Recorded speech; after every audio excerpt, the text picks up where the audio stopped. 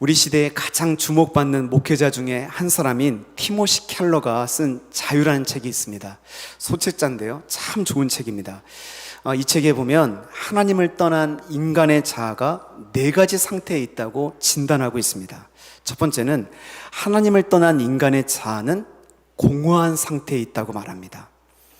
키에르케고르라는 철학자는 하나님이 아닌 다른 것으로 자신의 정체성을 삼으려고 하는 것이 전형적인 인간의 마음의 상태라고 말하고 있습니다. 사람은 누구나 자기의 자존감을 높여주고 스스로를 특별한 사람으로 여기게 해주며 어떤 목적의식을 갖게 해주는 그 무언가를 끊임없이 찾아간다는 것입니다. 그리고 그것으로 자기 정체성의 근간, 정체성의 토대를 삼으려고 한다는 것입니다. 자, 그렇게 했을 때 하나님이 아닌 다른 것으로 우리의 정체성의 토대를 삼으려고 할 때 결과가 어떻게 될까요? 하나님만으로 채울 수 있는 것을 다른 것으로 채우려고 하면 할수록 공허함을 느끼게 됩니다. 계속해서 우리 안에 영적인 목마름이 생기게 되는 것입니다. 하나님과 상관없는 자는 두 번째로 그 자체로 고통덩어리입니다.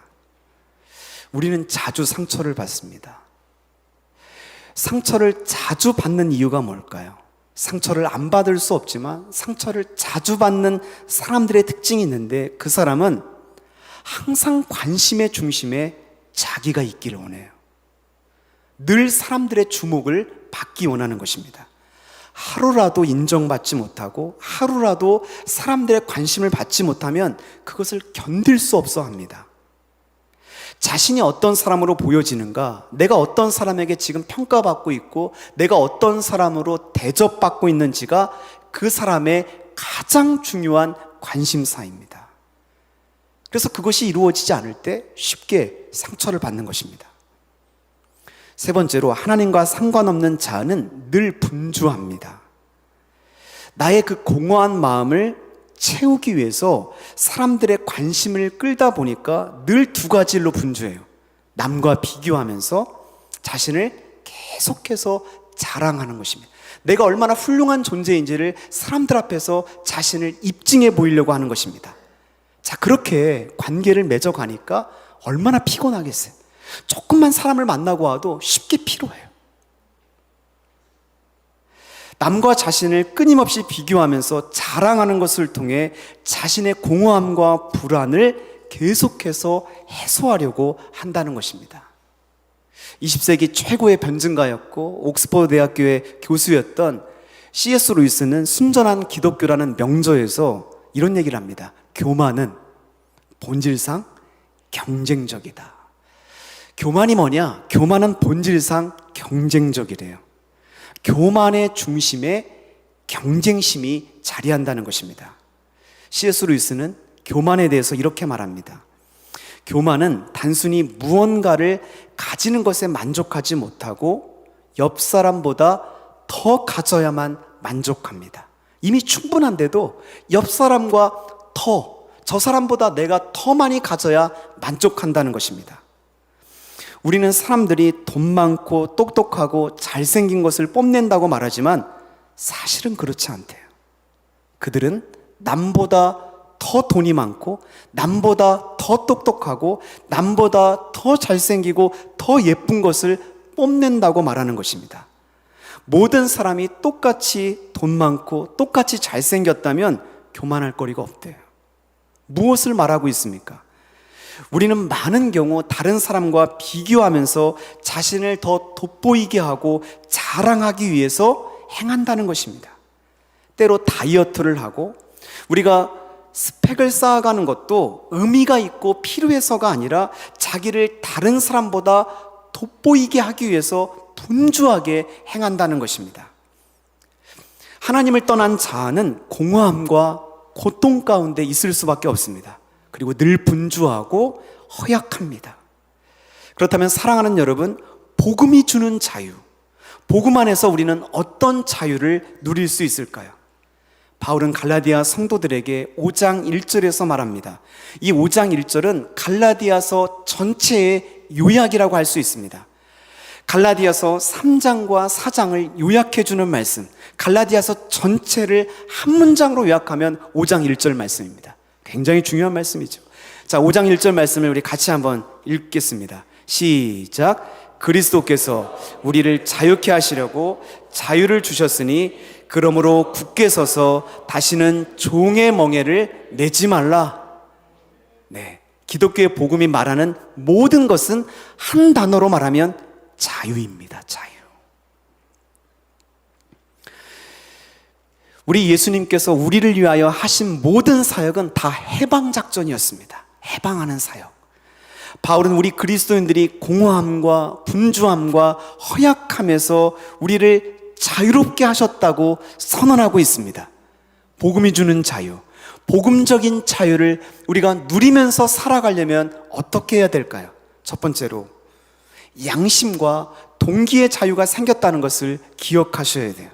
양심과 동기의 자유가 생겼습니다.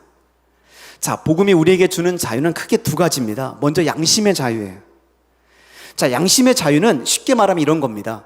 죄의 형벌에서 우리가 자유하게 되었다는 것입니다. 여러분, 세상에서 죄를 지으면 반드시 벌을 받게 되죠. 여러분, 신호를 어기면 교통딱지를 떼면 반드시 벌금을 물어야 됩니다.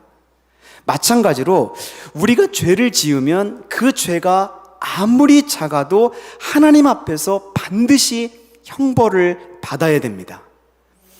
하나님은 공의로우시기 때문에 우리의 죄를 눈 감아줄 수 없습니다. 여러분, 만약 누구의 죄는 눈 감아주고 누구는 봐준다면 여러분, 우리가 그 하나님을 신뢰할 수가 있겠습니까? 하나님이 공의로우신 분이라면, 의로우신 분이라면 모든 죄에 대해서 다 벌하셔야만 합니다. 자, 우리가 지은 모든 죄에 대해서 우리는 하나님 앞에 서야 될 때가 있습니다. 자, 그런데 놀랍게도 우리를 사랑하신 하나님께서 예수님을 이 땅에 보내셔서 내가 받아야 될 모든 형벌을 우리를 대신하셔서 예수님께서 받게 하신 것입니다. 자, 주님이 십자가에서 마지막에 이런 선언을 하셨습니다. 내가 다 이루었다. 내가 다 이루었다. 자, 무엇을 의미할까요? 나의 과거의 죄, 내가 짓고 있는 현재의 죄, 내가 앞으로 지을 미래의 모든 죄까지 예수님께서 나를 대신해서 나를 위하여 십자가에서 갚아주셨다는 것입니다. 여러분, 예수님 때문에 우리가 받아야 될 죄의 형벌과 그 무서운 심판에서 우리는 자유를 얻게 된 것입니다. 자, 그래서 바울은 말합니다. 그러므로 이제 그리스도 예수 안에 있는 자에게는 결코 정죄함이 없나니. 여러분, 이것이 복음이 주는 자유인 것입니다. 자, 복음이 주는 또 다른 자유는 동기의 자유입니다. 한번 따라서 해보실까요? 동기의 자유. 네, 복음을 알기 전에 우리의 행동은 하나님 앞에서 의로움을 얻기 위한 행동이었습니다. 우리가 착하게 살고 선하게 살고 열심히 살았던 이유는 남보다 의롭게 보이고 또 다른 사람의 인정과 평가를 통해서 내 존재 가치를 사람들에게 입증하기 위해서 우리는 열심히 살았습니다. 그것이 우리 인생의 가장 중요한 동기였습니다. 자, 그런데 이제 우리가 복음을 믿고 알고 나서 나의 행동의 동기가 근본적으로 변화되기 시작합니다. 우리가 예수님을 믿는 순간에 하나님께서 우리를 의롭다고 선언하십니다. 죄인을. 여러분, 우리가 얼마나 허물이 많은 죄인인 줄 알고 계시죠?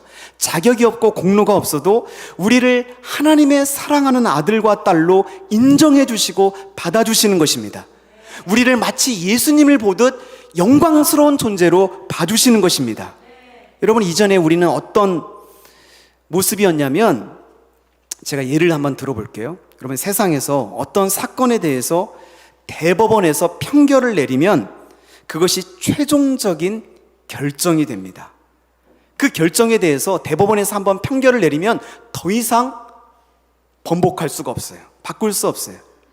마찬가지로 우리가 예수님을 믿을 때 하나님은 나에 대한 최종적인 판결, 최종적인 평가, 최종적인 판결을 내려주신 것입니다. 내가 행한 일이 아니라 예수 그리스도가 우리를 위하여 십자가에서 행하신 일 때문에 우리를 의로운 사람으로, 완전하신 예수님처럼 우리를 의롭다고 여겨주시는 것입니다. 여러분, 우리가 이 복음을 깨달으면 어떻게 될까요? 자유함이 생기는 거죠. 자유함이 생기는 것입니다. 이 복음을 깨달은 우리가 열심으로 살아가는 이유가 무엇입니까? 이전처럼 사람들에게 좋은 평가를 받고 또 하나님께 인정을 받기 위해서 열심히 살아가는 것이 아닙니다. 아무런 자격이 없는 나를 사랑해 주시고 불의하고 경건하지 못한 나를 의롭다고 여겨주시는 그 하나님의 은혜에 감사해서 하나님을 기쁘시게 하고 싶은 열망이 우리 안에 생겨나는 것입니다. 우리 안에 행동의 동기가 바뀌게 되는 것입니다. 여기에서 우리의 자유함이 생기는 것입니다. 자, 우리 한번 옆 사람에게 말해 볼까요? 자, 동기의 자유가 생깁니다. 예수님을 믿으면 동기의 자유가 생깁니다. 한번 얘기해 보세요. 네, 여러분, 이렇게 말하면 말씀을 또 기억할 수 있습니다. 자, 복음적인 자유 어떻게 누릴 수 있을까요? 두 번째로 육체의 기회로 우리 삼지 말아야 됩니다. 육체의 기회로 삼지 않을 때 우리가 자유를 누릴 수 있습니다. 자, 바울은 우리가 자신에 대해서 어떻게 자유를 사용해야 되는지 말합니다. 자, 13절에 보면 그러나 그 자유로 육체의 기회를 삼지 말라. 자, 한번 따라서 해볼까요? 육체의 기회를 삼지 말라. 자, 여기서 육체는 타락한 본성을 말합니다. 그리스도인이 되고 나서 얻게 된 자유를 육체에 탐닉하는 기회로 삼지 말라는 것입니다. 자, 그럼에도 많은 사람들이 자유를 오해합니다. 하나님이 자유를 주셨고 앞으로 내가 지을 모든 죄까지도 다 갚아주셨으니까 내 마음대로 살아도 괜찮다고 생각해요. 어떤 이단들은 이렇게 가르쳐요. 여러분, 내 마음대로 사는 것이 자유일까요? 여러분, 우리 어린아이들이 부모를 떠나서 마음대로 한번 산다고 생각해 보세요. 단 하루도 버티지 못할 것입니다. 마음대로 살아가는 것은 방종이고 죽음에 이르는 길인 것입니다. 우리 그리스도인이 가지는 자유는 죄를 향한 자유가 아니라 죄로부터의 자유인 것입니다. 우리가 죄 짓고 마음대로 사는데 자유를 사용하는 것이 아니라 우주에서 최고의 가치를 지니신 하나님을 알고 그 하나님을 사랑하며 그분께 다가설 수 있도록 우리의 자유를 사용하는 것입니다. 자, 그래서 바울은 5장 24절에서 이렇게 말합니다. 자, 우리 같이 한 목소리로 읽도록 하겠습니다. 시작. 그리스도 예수의 사람들은 육체와 함께 그 정욕과 탐심을 십자가에 못 박았느니라. 예. 자, 바울은 성령 안에서 성령을 따라 행하는 것으로 우리의 자유를 사용하라고 말합니다. 자, 그렇게 할 때 뭘 이루지 않아요? 우리 안에 있는 죄된 본성, 끊임없이 죄를 짓고자 하는 육체의 욕심을 따라 행하지 않을 수 있도록 도와준다는 것입니다. 존 네이쉬가 쓴 이너프라는 책을 보면 대마초보다 무서운 정보 중독이라는 내용이 있습니다. 1996년에 데이비드 루이스라는 이 정신의학자가 새로운 사회적 질병 하나를 발견해서 이름을 붙였습니다. 네이밍을 했습니다. 그 이름이 뭐냐면 정보피로 증후군이라는 것입니다. 정보피로 증후군. 이 병의 증상은 불면증, 원활하지 못한 대인관계, 그리고 뭔가를 결정할 수 없는 우유부단한 태도입니다. 자, 이 모든 것이 정보 과다에서 온 것이래요. 정보를 너무나 많이 받아들이기 때문에 거기에서 오는 스트레스 때문에 불면증, 대인관계의 어려움, 뭔가를 결정하지 못하는 우유부단한 태도를 갖게 만든다는 것입니다. 자, 그러면서 이 책은 정보 과다가 대마초보다, 마약보다 더 심한 환각 증세를 일으킬 수 있다고 지적했습니다. 여러분, 최근 우리나라에도 수면 장애가 급증하고 있습니다. 더 심각한 것은 불면증이 예전에는 50대 이후로 이렇게 있었는데 지금 우리나라는 20, 30대 이 젊은 환자가 급증하고 있대요. 왜 젊은 사람들이 이 수면 장애로 고통을 당할까요? 그 원인이 스마트폰을 비롯한 첨단 전자기기에 영향이 있다는 것입니다. 스마트폰을 사용하지 않을 수 없죠. 절제하면서 사용해야 되는데 그 절제가 너무나 어려운 시대에 우리가 살아가고 있는 것입니다. 한 자매는 일이 늦게 끝나고 스트레스를 받으면 막 먹는데요. 먹으면 안 되는데 먹고 나서 그 다음날 엄청 후회한대요. 하지 말아야 될 일을 반복하는 자신이 너무나 한심스럽대요. 그러면서 그 일을 계속해서 반복하는 것입니다. 한 형제는 일 끝나고 집에 들어오면 습관적으로 TV를 켠대요. 제대로 보지도 않으면서 2-3시간 동안 TV를 켜놓고 틀어놓는데요. 지금 피곤하고 내일 출근하려면 빨리 잠들어야 되는데 TV를 끄지 못하는 거예요. 그 TV를 끌 절제가 내 안에 있지 못한 것입니다. 어떤 자매는 자기 전에 별 생각 없이 스마트폰을 꼭 1-2시간씩 하고 잔대요.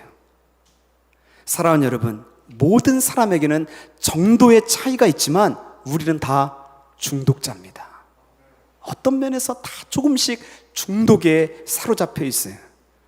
여러분, 우리 주님은 우리를 파괴시키는 모든 죄와 중독에서 자유케 하시기 위해서 오셨습니다. 우리 주님께서 죄와 사망의 권세를 깨뜨리셨습니다. 우리를 모든 중독에서 자유케 하신 주님을 믿으시길 바랍니다. 우리가 날마다 성령을 따라 의지하며 성령님을 우리가 동행하며 살아갈 때 모든 중독에서 우리를 자유케 하시고 모든 죄에서 우리를 지켜주실 줄로 믿습니다. 자, 복음적인 자유 어떻게 누릴 수 있을까요? 3번째로 서로 사랑으로 섬기는 자유를 선택해야 합니다.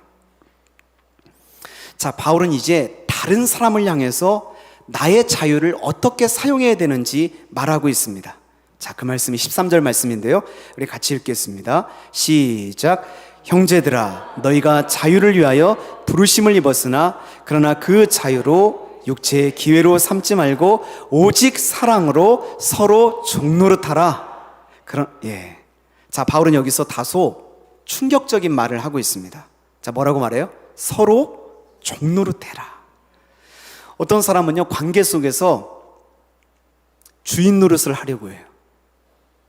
자기 주변에 있는 모든 사람은 다 종 취급해요. 이런 사람 옆에 누가 있고 싶겠습니까? 언제나 자기가 주인공이고 언제나 자기가 주목을 받아야 돼요. 다른 사람은 다 엑스트라예요. 늘 자기가 가운데 있어야 되고 중심에 있어야 되고 모든 사람이 자기를 주목해야 돼요. 여러분, 그렇게 우리가 대인관계에서 우리의 자유를 사용하지 말라는 것입니다. 바울은 우리가 서로 종노릇해라. 여러분, 하나님께서 우리에게 결혼을 만드신 목적이 뭘까요? 왜 가정을 만드셨을까요? 사랑으로 서로 종노릇하기 위해서 가정을 만든 것입니다. 나를 위해서 상대방과 결혼하는 것이 아니라 상대방을 행복하게 해주기 위해서 결혼하는 것입니다. 그런데 나를 위해서만 결혼을 하면, 그렇게 가정생활을 하면 상대방이 당연히 불행하겠죠. 종 취급하는데, 그 종으로 살아가는데 무슨 행복을 느낄 수가 있겠습니까? 내가 주인이 아니라 우리가 서로가 사랑으로 종노릇하기 위해서 힘쓸 때 우리 가정이 행복한 가정이 되는 것입니다. 여러분, 우리 가정의 주인이 누굽니까? 남편입니까? 아내입니까? 그 어느 누구도 아닙니다. 우리 가정의 주인은 예수 그리스도이십니다. 남편과 아내가 서로 사랑 안에서 종노릇하며 섬길 때 우리 가정이 작은 천국, 작은 하나님의 나라가 우리 안에 임하게 되는 것입니다. 여러분, 우리 교회의 비전은 민족을 치유하고 세상을 변화시키는 교회입니다. 민족 치유, 세상 변화의 시작은 어떻게 시작될까요? 우리가 속한 마을, 우리가 속한 직장과 회사에서 우리가 주인 노릇하는 것이 아니라 서로 사랑으로 종노릇하며 섬길 때 민족 치유가 시작되는 것입니다. 여러분, 그렇지 않고 15절의 모습으로 있으면 안 됩니다. 자, 15절에 뭐라고 말하죠? 만일 서로 물고 뜯으면 피차 멸망할까 조심하라. 여러분, 갈라디아 공동체에도 이런 모습이 있었던 것 같습니다. 물고 뜯는 것은 짐승의 모습입니다. 이거 사람의 모습이 아니에요. 교회 공동체 안에서 서로 물고 뜯으면 피차 멸망한다. 공동체가 멸망할 수 있다는 경고인 것입니다. 여러분, 적지 않은 교회, 많은 가정이 깨어지는 이유가 뭘까요? 서로 물고 뜯기 때문에 그런 것입니다. 서로 물고 뜯는 이유는 그곳에 주인만 있지, 죄로 인해서 서로 주인이 되려고 하는 거예요. 남편이 주인 되려고 하고 아내가 주인 되려고 하면 거기 안에 행복이 있을 수가 없는 것입니다. 여러분, 우리가 서로 사랑으로 섬기는 종노릇을 하려고 결단할 때 거기에 행복이 시작되는 것입니다. 아멘이십니까, 여러분? 자, 우리 옆 사람에게 결단을, 여러분 마음의 결단을 표현해 보셨으면 좋겠어요. 내가 형제님의 자매님의 종입니다. 잘 섬기겠습니다. 말해 보세요. 네. 네. 오세훈 교수님이 쓴 자기 사랑 노트란 책이 있습니다. 예, 참 좋은 책입니다. 이 책에 나오는 이야기입니다. 캐나다에 한 선수가 있습니다. 이 선수는 산골 출신이고 또 스케이트를 타는데 결정적인 장애가 있었어요. 스케이트를 하려고 하면 이 하체가 중요한데 안짱다리에다가 키까지 작았습니다. 그럼에도 불구하고 그는 장애를 딛고 금메달 사관왕이 됩니다. 역대 올림픽 사상 최고의 기록을 냈습니다. 운동선수로서 많은 장애가 있음에도 어떻게 최고의 성적을 낼 수가 있었을까요? 어린 시절에 잊을 수 없는 사연 하나를 소개합니다. 그의 어린 시절은 너무나 가난했다고 합니다. 스케이트를 갖고 싶지만 가질 수 없는 자신을 향해 어머니는 밤새 대나무를 엮어서 끈을 단 스케이트 대용모를 놓고서 머리맡에 이런 메모를 적어 놓았다고 합니다. 사랑하는 아들아, 엄마는 내가 얼마나 스케이트를 타고 싶어 하는지 잘 안다. 그런데도 사줄 돈이 없어 가슴이 너무 아프다. 이것을 스케이트 대신 만들었는데 불편하더라도 조금만 참아다오. 앞으로 1년 동안 엄마가 열심히 돈을 모아서 다음 겨울에는 꼭 스케이트를 사줄게. 그러나 결코 네가 하고 싶은 일을 포기해서는 안 된다. 엄마는 네가 원하는 일이라면 뭐든지 다 해주고 싶다. 사랑한다. 엄마의 전폭적인 지지와 헌신적인 사랑이 아들을 장애를 넘어 위대한 선수로 만들어준 것입니다. 사랑하는 성도 여러분, 저와 여러분이 많은 허물과 잘못이 있음에도 이 자리에 있는 이유가 무엇입니까? 그것은 어머니의 전폭적인 사랑과 응원이 있었기 때문인 것입니다. 여러분, 우리 공동체에도 이런 어머니가 필요합니다. 잘못이 있어도 눈 감아주고 모른 척 해주고 허물을 조용히 덮어주는 넉넉한 어머니의 품이 필요한 것입니다. 잘못해도 매몰차게 정죄하지 않고 따뜻한 사랑으로 감싸 안아주면서 부드럽게 교정해 줄 수 있는 어머니가 필요한 것입니다. 이런 분들이 많아질 때 우리 공동체는 좋은 교회, 사랑이 많은 교회, 따뜻한 교회, 쉼과 안식이 있는 교회가 될 줄로 믿습니다. 복음적인 자유, 어떻게 누릴 수 있을까요? 네 번째로 말씀의 순종함으로 누릴 수 있습니다. 자, 우리의 자유를 서로 사랑하는 일에 사용해야 된다고 말씀을 드렸습니다. 자, 우리가 서로 사랑하면 그 사랑 때문에 말씀을 어겨도 괜찮을까요?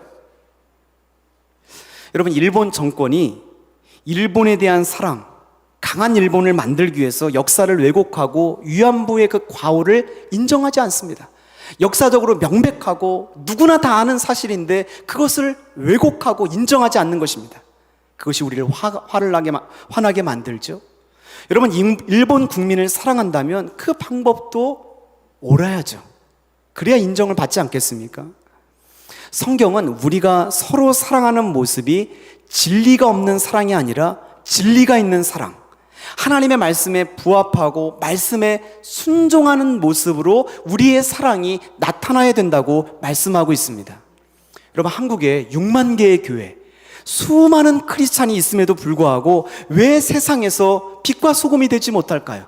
왜 믿지 않는 사람들이 교회를 인정하지 않을까요? 사랑이 없어서일까요? 아닙니다. 여러분, 여론조사를 해보면 가장 많은 구제 사업을 하는 곳이 기독교입니다.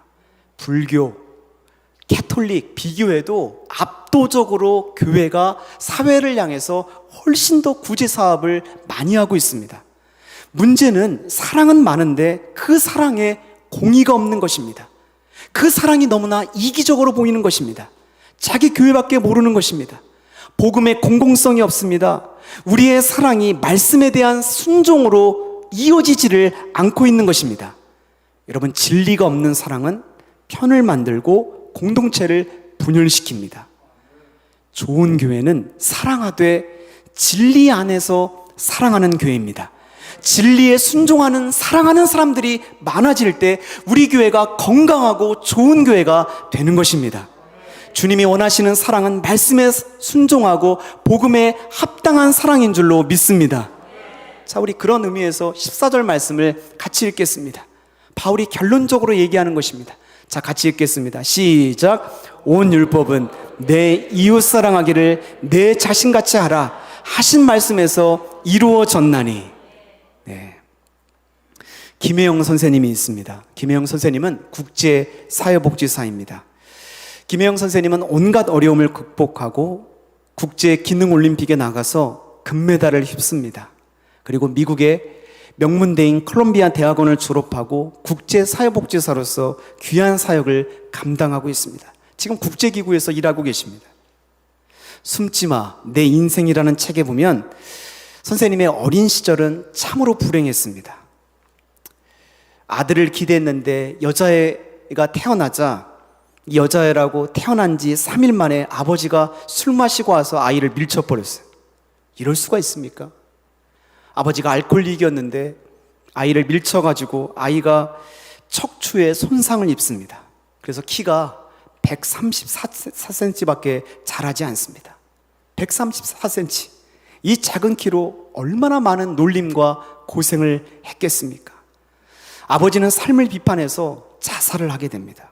어머니는 만성 우울증을 앓다가 어머니에게 엄청난 폭언과 학대를 받습니다. 더 이상 어머니의 폭언과 학대를 견딜 수가 없어서 초등학교만 졸업하고 무작정 가출을 합니다. 월급 3만 원을 받고 한의원에서 허드렛 일을 하다가 이렇게 해서 내 인생에 소망이 없다 생각해서 전문적인 기술학교에 들어가서 기술을 배웁니다. 근데 그 학교의 선생님들 중에 최영숙 선생님이란 분이 있었습니다.